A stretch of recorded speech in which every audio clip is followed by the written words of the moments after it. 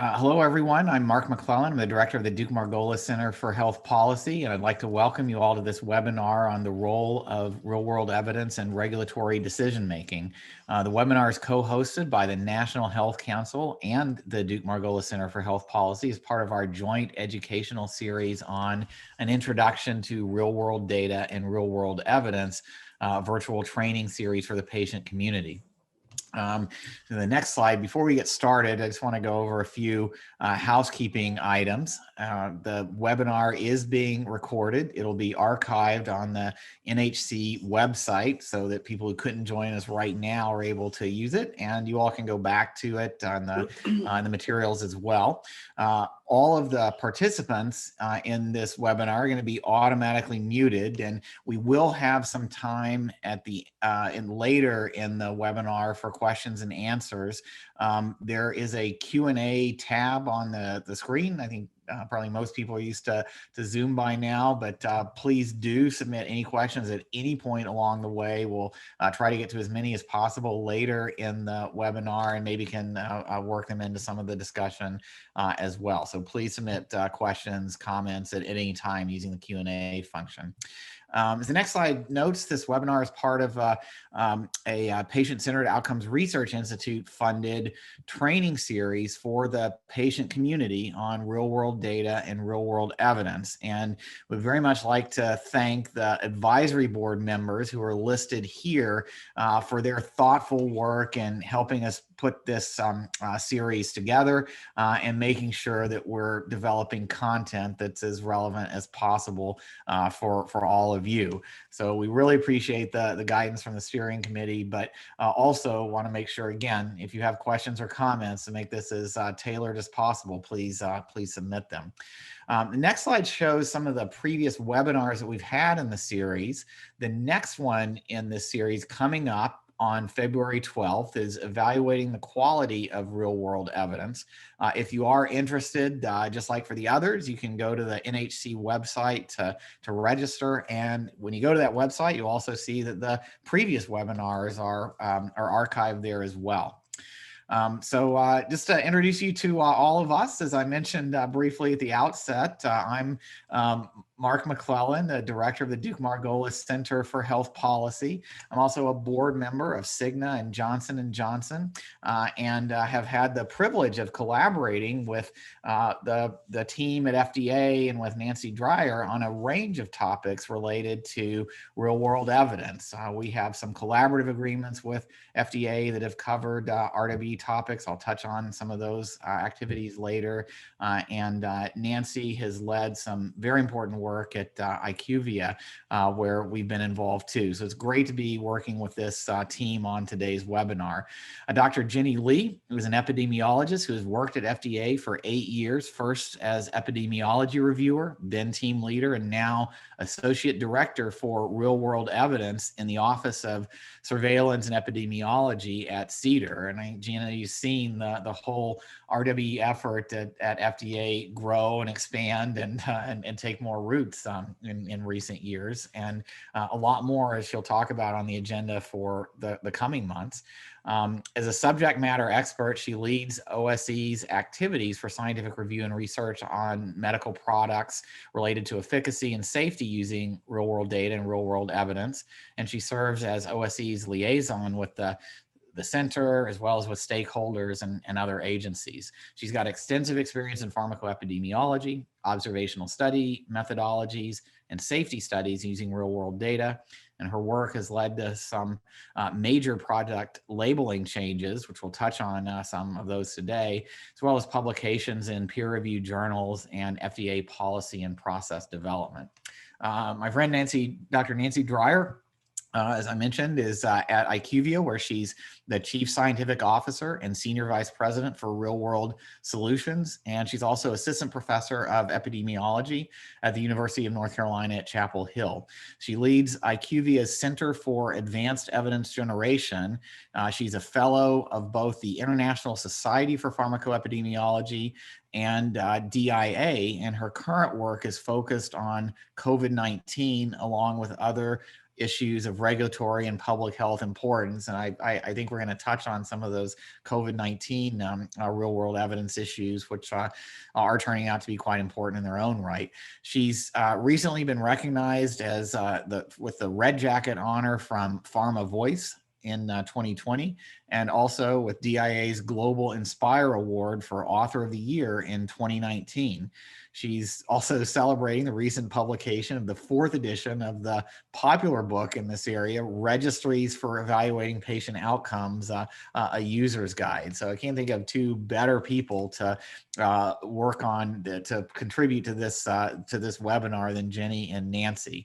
So right now I'm going to turn over to Jenni for our first presentation of the webinar. Jenni? Thank you, Mark. Good morning. It's a pleasure to be here today talking about real-world evidence and regulatory decision-making. Next slide, please. This is a disclaimer. Next, please.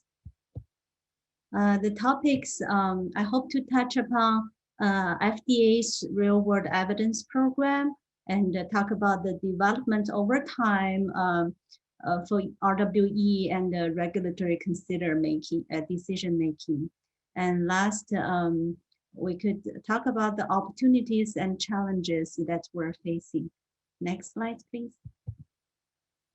With the webinar, by now you probably become familiar with these two definitions for real-world evidence and real-world data. Real-world data here is actually a quite broad definition. Note that data could come from different sources generated for a variety of reasons, which led to quite different features of each data source.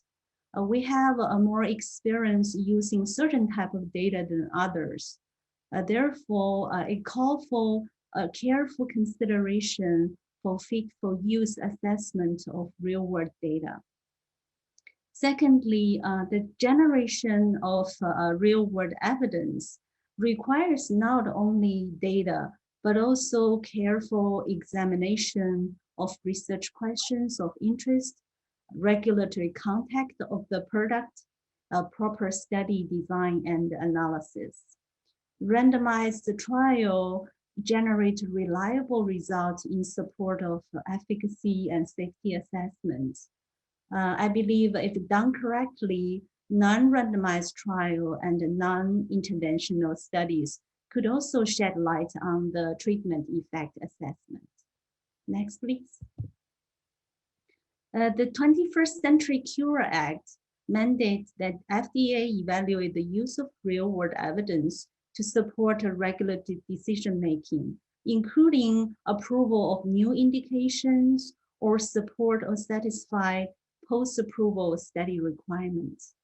This may lead to a major expansion of evaluation of RWE from post-marketing safety studies to pre-approval clinical trials and studies, potentially broadening the use of RWE for regulatory purpose. We uphold the same evidential standards for FDA approval. Traditional trials can distinguish treatment effects from placebo using randomization or blinding. RWE shall demonstrate treatment effect by similar standard adapted to real-world data and study designs. Next, please. FDA initiates a RWE program which is guided by a framework. We recommend the following key considerations when evaluating RWE. First, a fit for use. For example, if it's a cancer study, the selected data source has to be able to capture cancer diagnosis and stage, line of therapies, and treatment responses. Secondly, the study design has to allow a causal inference and minimize confounding. Lastly, the study conduct with adequate oversight and monitoring is required and has to be documented to allow audits or future reviews.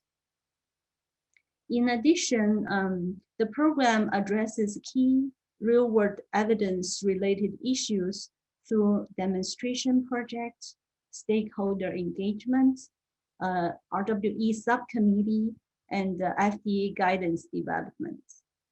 Next slide, please. This table represents real-world evidence by study design and methodologies.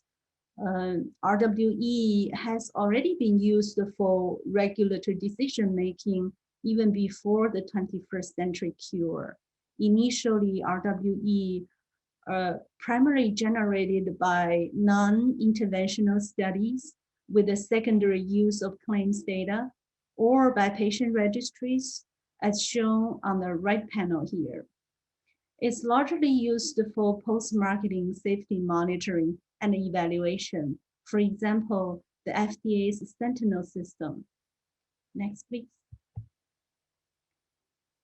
Mandated by law, FDA initiated the Sentinel system 12 years ago. It's a public health active surveillance system to monitor product safety in post-marketing setting. The Sentinel system provides a query-ready network of quality-checked claims data that allow quick result generating. Based on this result, FDA makes regulatory decisions such as labeling change. Next, please. A Sentinel common data model specifies how data is stored, structured, and labeled in all data partner sites. When FDA initiates a safety query, Sentinel Operational Center develops such program to distribute to the data partners who run data queries against the common data model behind their own firewalls. Then aggregated and quality checked results are sent to FDA for regulatory consideration. Sentinel is continuously growing over years. Today, FDA is identifying additional data sources such as EHRs to bring into network enhanced capability in public health surveillance. Next, please. Real-world data is increasingly used by interventional studies as shown on the left panel, including randomized or non-randomized safety or efficacy studies in pre- and post-approval settings. There is actually wide spectrum of potential use of RWE. For example, real-world data could be used to improve efficiency of clinical trials, or some clinical trials may choose a hybrid design that use real-world data to identify one of many clinical outcomes of interest. We also see a single-armed trial with an external control arm that include data from a different trial or observational studies with the primary or secondary data collections. The list on the left panel could grow longer over time as we gain more knowledge and experience in using new data sources and methods. Next, please. Now we talk about opportunities and challenges. The digitization of healthcare system provide opportunity to close the divide between research and clinical care. For example, in the past 10 years, the use of EHR system has increased substantially, in part due to the Health Information Technology for Economic and Clinical Health Act of 2009, which provided $30 billion incentive for hospitals and the physician practice to adopt EHR system.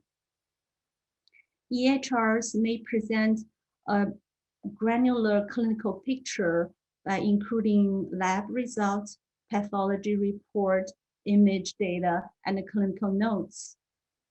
However, the faithful use of EHRs depend on whether we're able to address some key limitations. For example, the fragmentation of EHR system, missing data, and the curation of unstructured data elements. In addition, new data sources emerge. For example, now the new Apple smartwatch actually include a monitor that can potentially flag dangerous low level of oxygen at home setting among COVID-19 patients with or without worsening symptoms. Next slide, please. Measures has been taken to increase data standardization and interoperability of EHRs. The United States Core Data for Interoperability, US CDI, described how a type of data should be formatted at the EHR source. This table here lists the summary of data classes and elements. Further, an international standard called FHIR is created for healthcare data exchange between different computer systems worldwide. Next, please. Data quality is a key consideration for RWE utilization for regulatory purpose. For example, the Sentinel system that does regular data checking and quality control, which is set up a high standard for RWE use as shown in this figure. Next slide, please. Another critical task is to learn whether it's possible to adapt a certain level of pragmatism into clinical trials to generate reliable real-world evidence. On the left panel, these are typical practice of randomized control trials that ensure causal inference. On the right panel, it represents RWE generating. For example, even to consider use a large RWE data sets, first the data infrastructure has to be in place to collect and analyze the data. Next, please. We have more experience in using safety endpoints in claims data. Defining efficacy endpoints in RWEs and other data sources, it takes clinical expertise, a research experience, and deep knowledge in how data are generated in the first place. Next, please. Using technologies, FDA had created a MyStudies app to facilitate the input of real-world data directly by patients. It can potentially be linked to electronic healthcare data, supporting clinical trials and observational studies. The app's source codes and documentation have been released to the public so that it can be reconfigured and rebranded by other organizations for clinical research.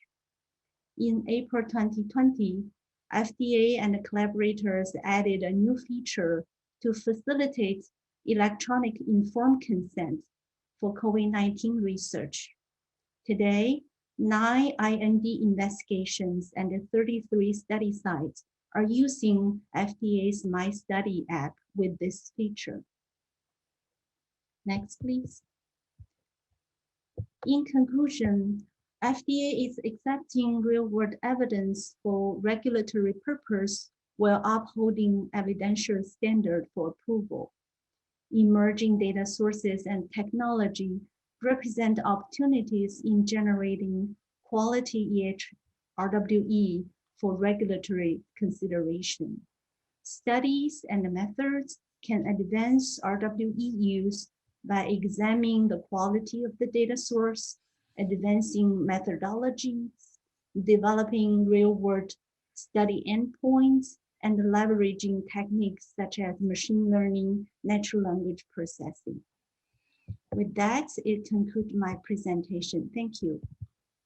Great, Jenny. Thank you very much for that presentation update on all the activities underway at FDA and where FDA is headed as well. So next we're going to turn to Nancy Dreyer, who's going to talk about the role of real-world evidence in regulatory decision-making. And before we get started, I just want to remind people to please use the Q&A function. If you've got any questions or comments you'd like to make, we're getting some good questions coming in. And Nancy, thanks for answering some of those. And I think some of the others that have come in related to, where exactly are these real-world evidence applications in regulatory decision making is something you're going to cover.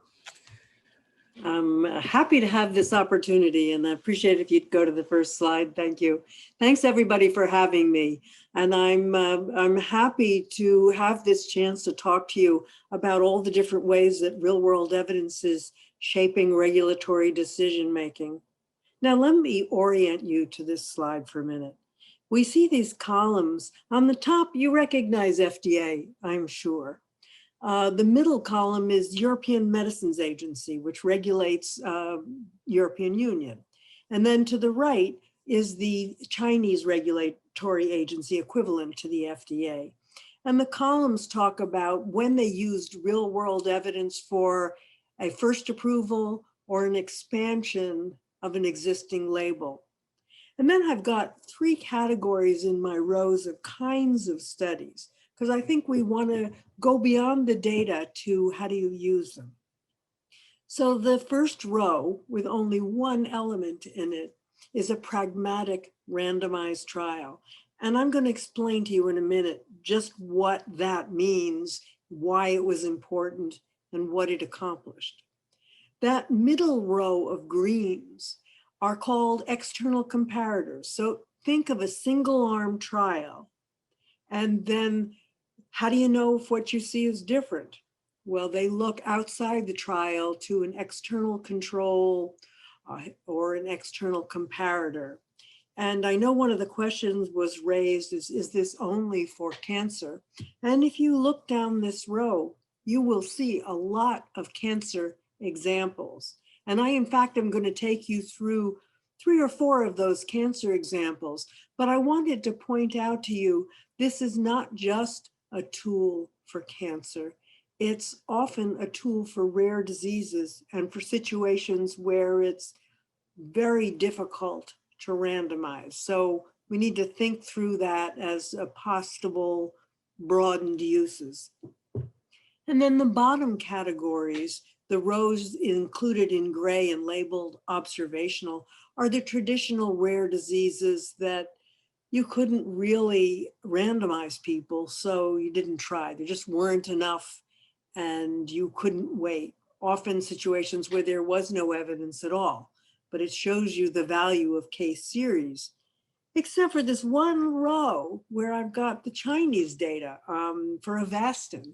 And this is a great example where this was a product that was approved in China for treatment of a cancer. And then over the years, the combinations of treatments that were used for that cancer changed. Avastin was still part of them, but having originally been approved in combination with 2 or 3 drugs, now it was used in combination with 2 or 3 others.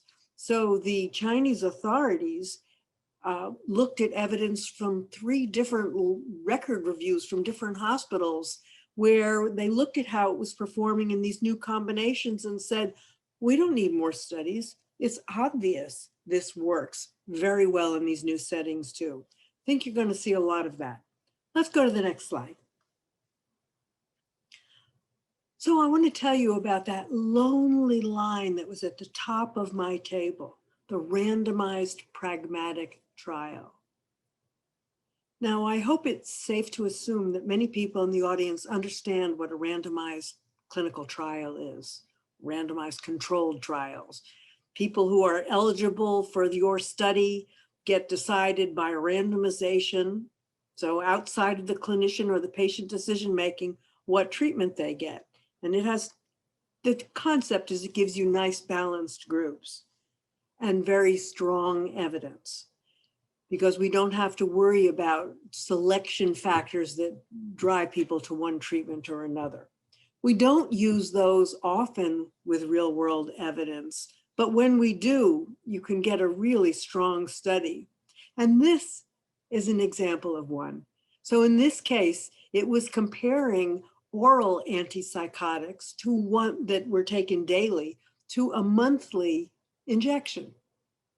And they looked at, it was pragmatic in many ways. First of all, they worked with a community of people who use these meds to decide what orals were good enough to be compared. And then they looked at outcomes, which were important and pragmatic, mattered a lot to people.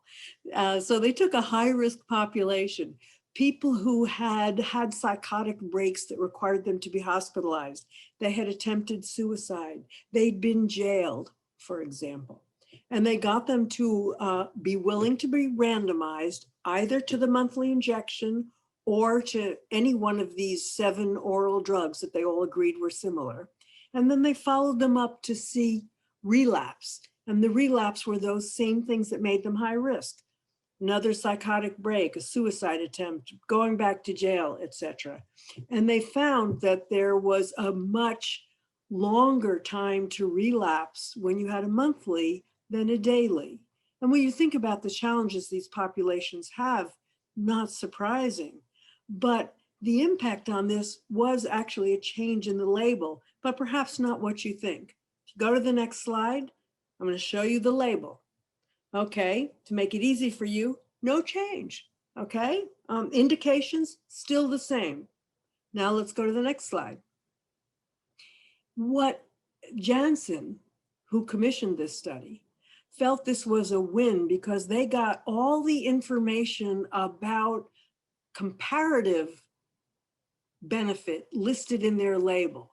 So they got the outcomes that were important listed and the comparison. So they felt this was a very strong win.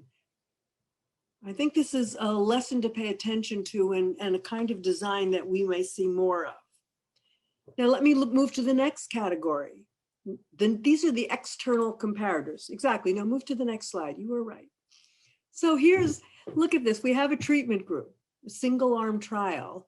We'd like to randomize because we know that's a strong, time-honored design that the FDA is comfortable with, and regulators all over the world are as well. But sometimes you can't randomize people. It's just unethical to randomize. For example, if you have a condition where there is no treatment and your study drug is a life-saving treatment, not really reasonable to ask people to give up your chance at life to be randomized for the sake of science. So that's rare conditions. Those are very serious conditions.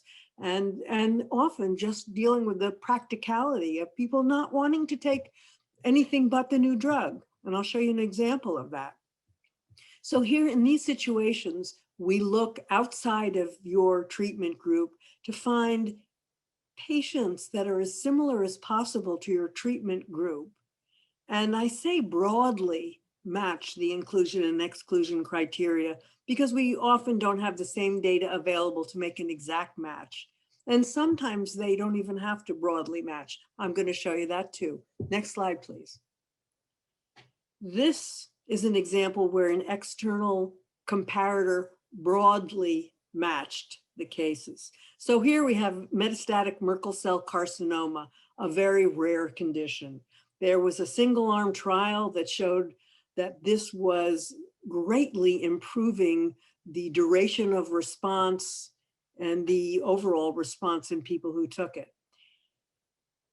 But it was a rare condition. They didn't randomize. So instead they looked at registries or other data sources.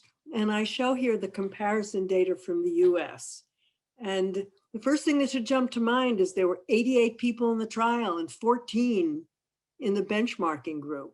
They weren't matched for age or stage of disease or any of those things that we epidemiologists often think about. But that's what there were, 14 people similar to these people. And the people treated with avelumab had a much better duration of response. And that was sufficient. It worked in the US, it worked in Europe, it worked in Japan. Everyone looked at this and said, this is good enough. I have a benchmark to show how much better this drug is. Now let's look at the next table. This is an example of a trial of a product that was really successful. It had already been launched and they were expanding the indications. And the problem the manufacturer had here is their drug was perceived by clinicians to be so successful that docs didn't want to put their patients on traditional treatments or standard of care or placebo. And patients sure as heck didn't want to risk their lives, their quality of life, health and happiness by the quirk of a randomization. And here, Amgen was doing a phase 3 randomized trial. They didn't say, no, we can't do it. But what they did is while they were conducting that slot trial, which was very slow to enroll because of the popularity in the news and the buzz around the drug, they also went into some large databases that had comparable information and were able to successfully model these types of patients. And then they took that information and they said, I've heard them describe this as they took a chance. They brought the FDA their phase 2 trial data. They brought them this elegant external comparator. And on the basis of that, they got their approval for this indication. Now they finished their phase 3 trial years later, and they also shared that data. But this brought an effective treatment to the needy patients sooner. So I think it's a great win. Next example. And here's just a last one in this series. And this was a question about a rare condition, male breast cancer. And there was a drug that worked well in women, and the Pfizer thought it should be, the label could be expanded to men. The question was, the FDA posed was, how do we know it's safe in men? So Pfizer took a 3-pronged approach. They looked in their own safety data. They went to an oncology EMR, and they came to IQVIA, where we had other sources of information on treatments and outcomes. And they submitted all that data, all of which showed there were no particular safety signals in the rare instances this was used for males.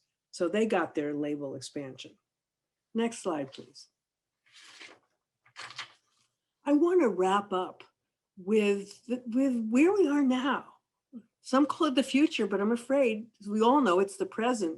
And we've talked about elegant examples and label expansions, but we also know that nothing is a better illustration than the pressures of learning things quickly to guide treatment decisions, to guide public health decisions, to figure out when the rest of us can get back to work. So I just want to close with this last example of what's new and what's exciting me these days in real world evidence. Next slide. Oh, you might get more than one slide, actually. So I'm thinking about vaccines. Okay, vaccines are out there being administered to as many people who can get them. There are a lot of people who's eligible to get them, but they're concerned. They want to make sure that we haven't rushed a product to market that's not safe. So how do we address that? I think what we need to do is keep monitoring not just the safety, but also the effectiveness. How well do people do once they have the vaccine? How does that compare to people who like them who weren't vaccinated? And rather than waiting till we get 1 million people or whatever study size would be great, let's start reporting on the first 1,000, the first 10,000, the first 1 million, 2 million. Let's go to the next slide, please. We set up an internet-based study. We launched it last April in the US and later in the UK, and where we invited people first who had any kind of symptoms or thought they'd been exposed to COVID. You didn't have to have a positive test, because if you think back a year ago, almost a year ago, there wasn't much testing. So we started accumulating information on people's symptoms, whether they'd been tested, and how long it takes them to recover. Now we've expanded that to get information on vaccines, to welcome people to share their information about if they got vaccinated, which company's vaccine they got, which lot, and how they're doing. And we're going to follow them over a year.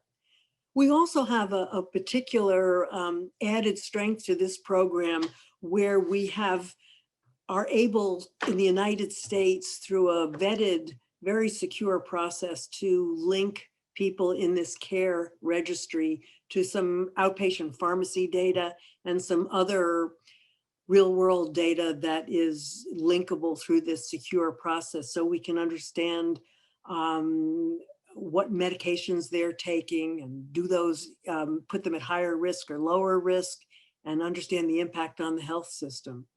And then to my last slide, please. First, I want to make it clear, you're all welcome to join me in this research journey. We are working with the FDA on this, and which helps bring us back to the value of real world evidence for regulatory decision-making.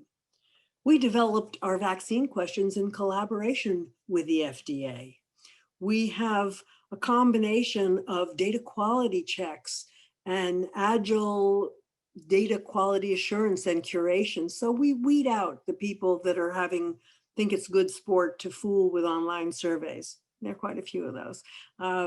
We do agile analytics, so we can come up with a mini analytic question about a problem or a concern. Could be hydroxychloroquine, it could be vitamin D, it could be any number of things. See if we have it and see if we can get you an indication of answer.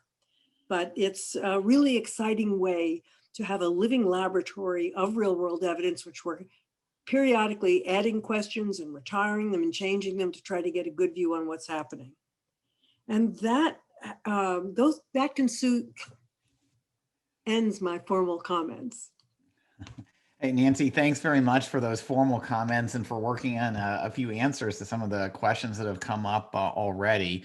So we're going to go to more open questions and answers in just a minute. But before we do that, I wanted to spend a couple of minutes talking to you about some of the activities underway at Duke-Margolis related to real-world evidence, which are very complementary to and in many ways involve collaborations with organizations like Nancy's and the directions that Jenni described at FDA. So in the next slide, as you heard, there have been a number of important legislative actions like the 21st Century Cures Act that Jenni talked about, the Prescription Drug User Fee Act, that have included significant initiatives and expectations for FDA to try to learn more and apply the lessons of using real world data and real world evidence in regulatory processes. But this is an area where we're all learning. And so Duke-Margolis is engaged in a number of partnerships with experts about how we can best advance some of the high priority efforts aimed at improving the development and use of real world evidence.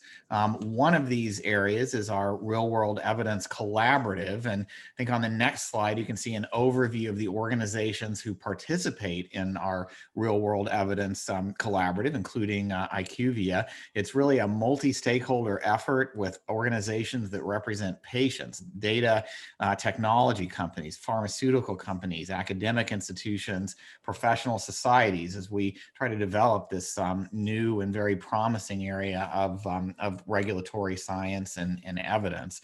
As the next slide shows, there are a number of products which are available on our website at Duke-Margolis Real World Evidence. You just Google that. A series of white papers on data quality, data reliability, study methods and credibility, real world endpoints. Again, all available on our website. So with that, I'd like to turn to our question and answer segment. And I'm going to try to go through some that have come in and build on the points raised. But maybe first, given that we had a couple of questions about real world evidence and the COVID response. And Nancy, you teed up a lot of the activities underway at IQVIA. And I wonder if we could ask you all to say a little bit more about activities there. So I think FDA and all of us expected there was going to be a need for post-market evidence on how vaccines, for example, worked in the longer term, and about looking at safety effects, just like Jenni described in the Sentinel system on very large numbers of patients. So FDA has undertaken a lot of efforts with CDC and other government partners and private sector partners to do that safety surveillance. Are there rare but important side effects, and can we look at large populations to see if these side effects are occurring at a higher rate than expected, and in comparison to kind of matched populations. But it's turned out, as the pandemic has gone on, there are other challenges that have come up. I mentioned I'm on the board of J&J. J&J just released their big vaccine trial results this morning, which showed some very strong effects in preventing severe illness, the severe symptoms and all the hospitalizations that have been a big worry with COVID. But it's a different environment that this trial was done in, one where, for example, a lot of over 90% of the enrollees in South Africa had the new B1351 variant, which has been associated with more spread and potentially more virulence, more serious effects. And unfortunately, the vaccine looks like it works about as well in serious side effects and serious consequences there. But it is a moving target, and there are, it looks like, less effectiveness of many of the existing vaccines. So, it seems like an additional reason for wanting to do post-market studies here. Can you say a little bit more about kind of the context of real-world evidence in this changing environment? Nancy, Jenni, maybe either of you, or about key issues that you see emerging in real-world evidence in COVID. Maybe I can start, and I know Jenni will follow on. But to me, we need to think not just about the evidence, Mark, but about the timing of the evidence and early indicators and where we go. Because it seems to me just take the vaccine safety questions. You've got a great program that CDC runs to follow up on every vaccine and how are you doing. And it's very broad safety information, super early information about big things, but we don't have any context to really understand why Jane Doe had this event, if she had an event. Then you have things like the CARE program that I was describing, where we have a lot more information on your underlying illnesses, your other medications, your vitamins, your supplements, your OTC meds. There's some combination of things there, not to mention age, that might contribute to your outcomes. And that's available quick.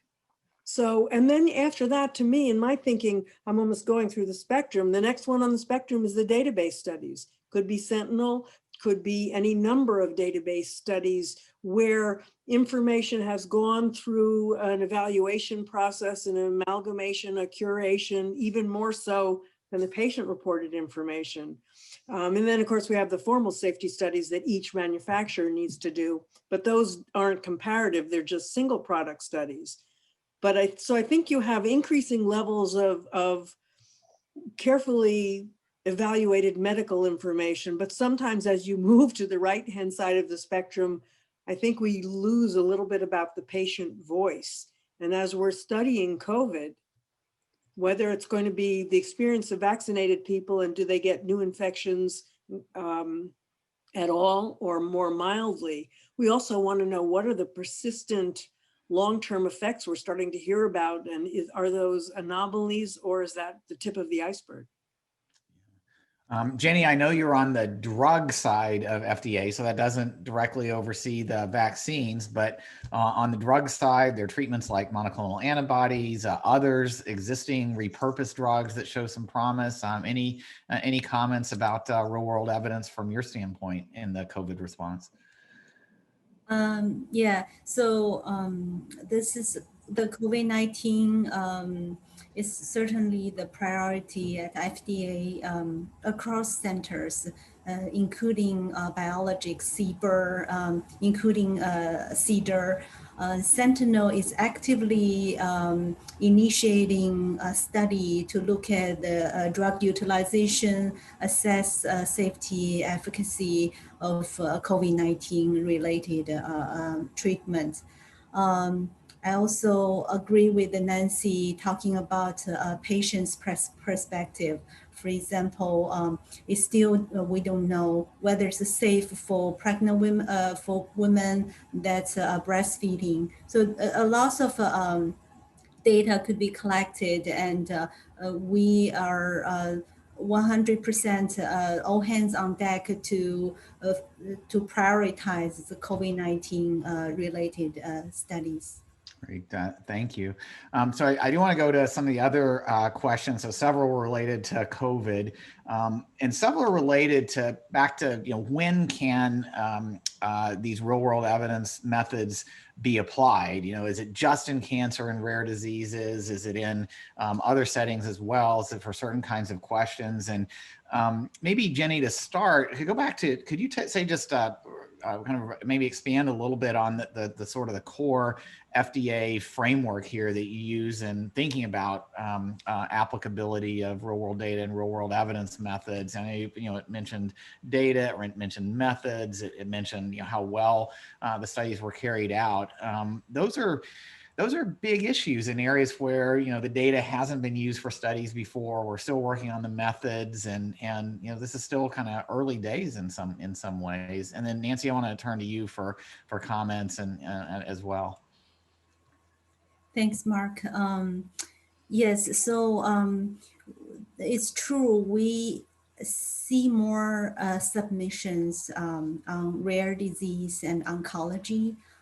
Actually, for quite a long time, in these two therapeutic areas, people has been using natural history disease databases to support clinical trials. We see quite many external control arms to look at efficacy and or safeties.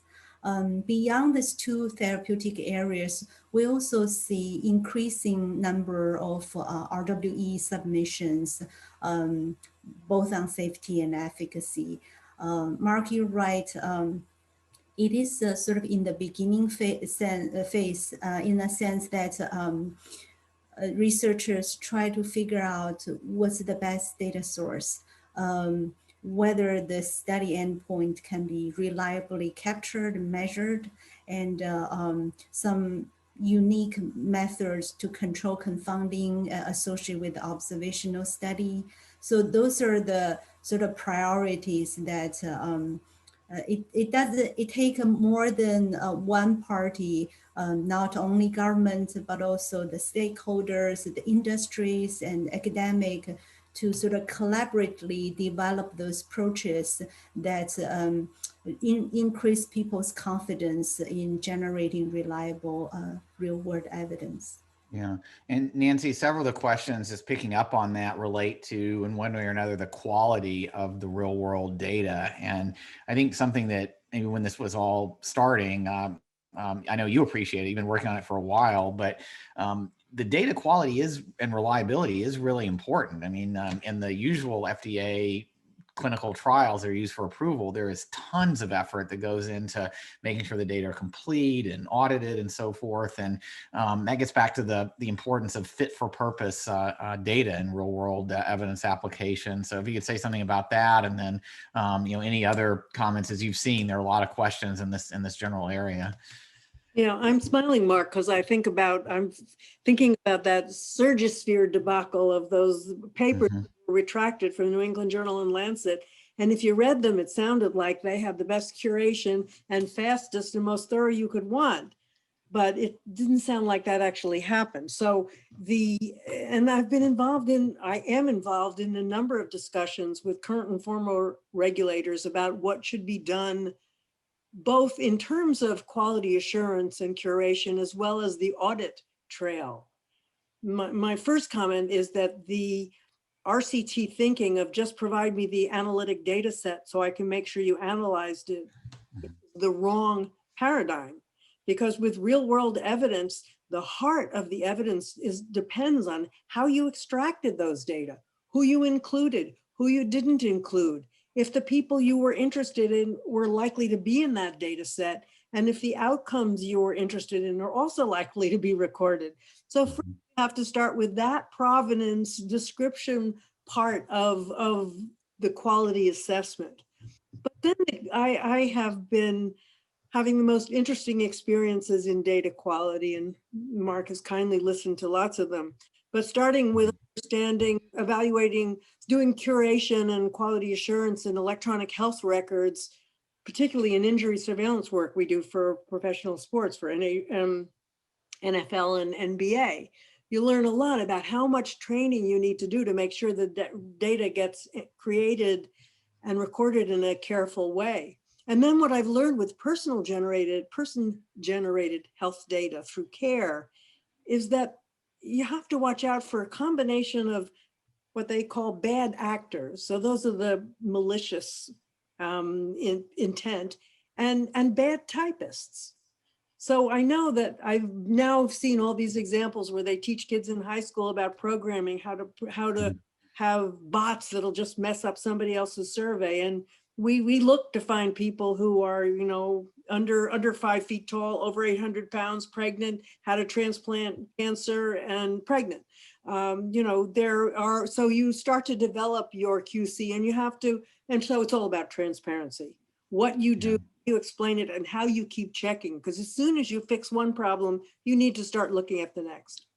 Yeah, so a lot of work to do there, and I would just remind people of one of Jenni's slides where she talked about for observational data sets and the importance of taking the steps like Nancy was describing to understand what's in there, and which in turn generates more confidence in the results.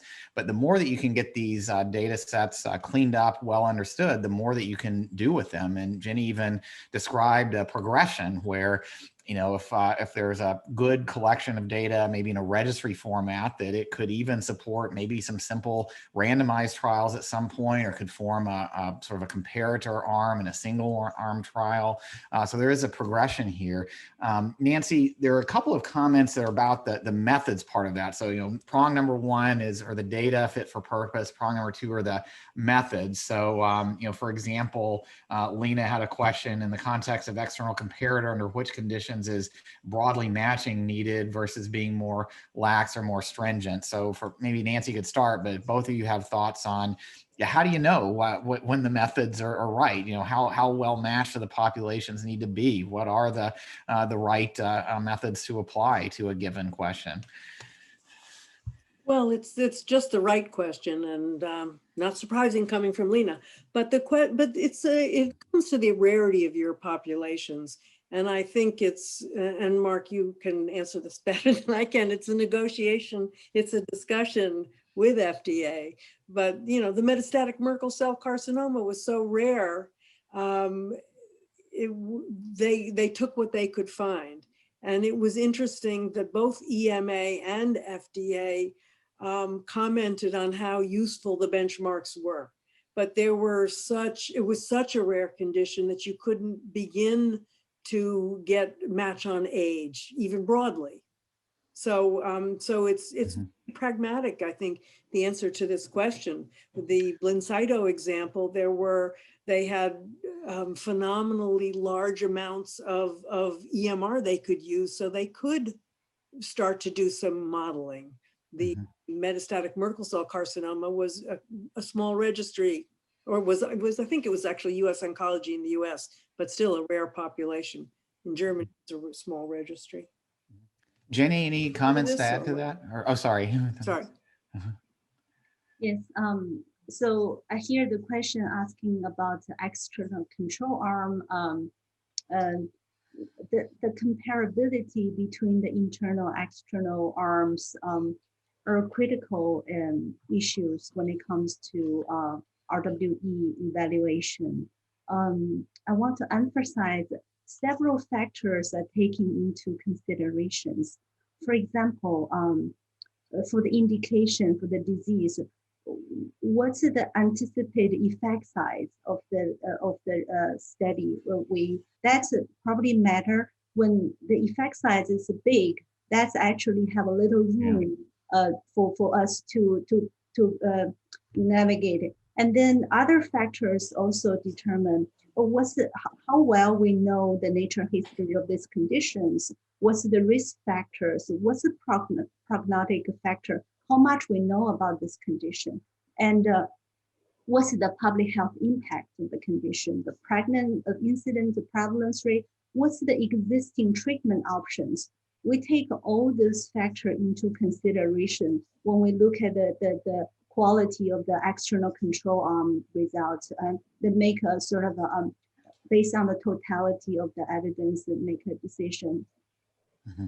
Right. So it really does depend. And I think you did a nice job of laying out the factors that matter. And I guess, Jenni, just one follow up here for the patient groups or others that have a data set, whether it's a registry or patient generated data or other source that could potentially be relevant for regulatory question. Is it the sort of the usual advice, come to FDA early and talk about how to best apply these kinds of methods and whether there are concerns about the data?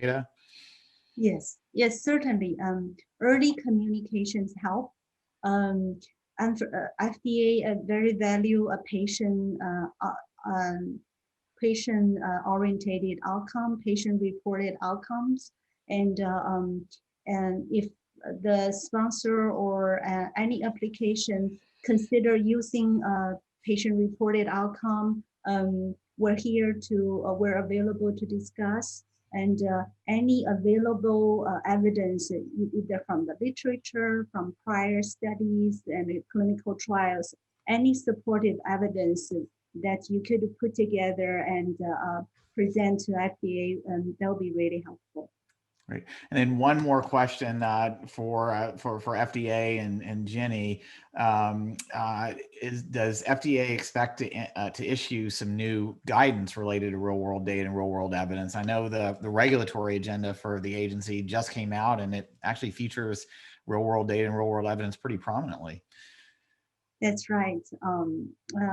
It actually just came out, really kind of lay out what's the guidance that we're working on, including guidance on claims and EHR data, and including guidance on clinical practice data and the other guidance. We're actively working on the guidance, and hopefully it will be ready and coming out for public comment. Great.